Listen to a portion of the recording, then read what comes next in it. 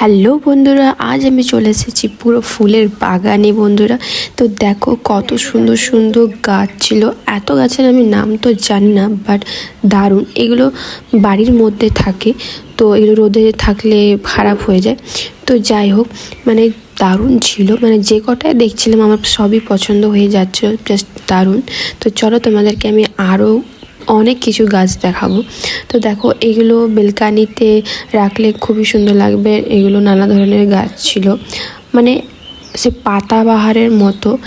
তো অনেক ধরনের ছিল, জাস্ট আমি নামগুলো এতটা জানি না। তো চলো আরও তোমাদেরকে দেখাবো ফুল গাছ। আর আমরা এখানে নিতে এসেছিলাম কতগুলো গাছ জাস্ট বাড়িতে রাখার জন্য। তো এইরকম ধরনের গাছগুলো আমার মায়ের আর আমার পছন্দ আর ভালো লাগে।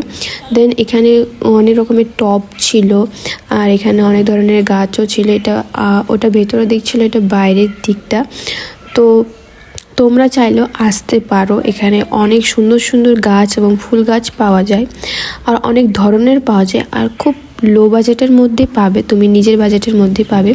তো দেখো এখানে ফুল গাছও আছে নানা ধরনের। এটাও ভালো লাগবে তো, ফুল গাছ কিনতে হবে হুম।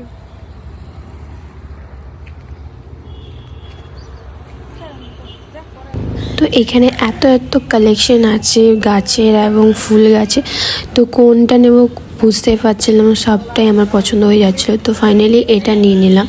এটা আমারও পছন্দ অ্যান্ড মায়েরও পছন্দ ছিল, তো এটা নিয়ে নিলাম দুটো।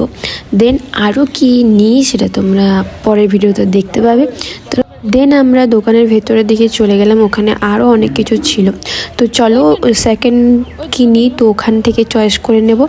তো চলো কি নিই দেখা যাক।